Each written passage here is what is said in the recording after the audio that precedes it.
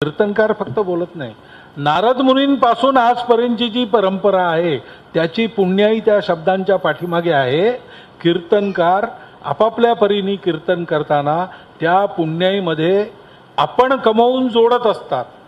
ती आपल्या देशाची कमाई होते, ती आपल्या समाजाची कमाई होते आणि त्या कमाईवर आपण जगतो.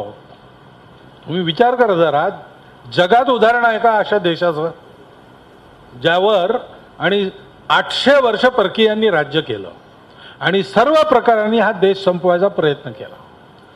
त्याची संपत्ती घालवली, त्याचं स्वास्थ्य घालवलं, त्याचे स्मृतिभ्रंश केला, सगळं केलं.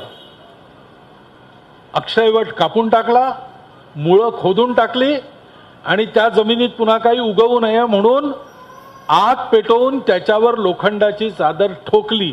त्याच्यानंतरही त्याच्यातून अंकुर वर आले आणि आज पुन्हा प्रयागला त्रिवेणी तटावर अक्षयवट उभा आहे. आपला भारत तसाच आता उभा होतो आहे. हे सामर्थ्य कुठून आलं? हे सामर्थ्य त्या ऋषींना झालेला तो सत्य साक्षात्कार, त्यांनी आपल्या खडतर तपश्चर्येतून मिळवलेले ते सत्याचं पाथेय, हे सहज भाषेमध्ये सर्वसामान्याच्या बोलीत आकर्षक पद्धतीने जीवन जगून मांडणारे कीर्तनकार, त्यांची अखंड परंपरा आहे. त्यामुळे आहे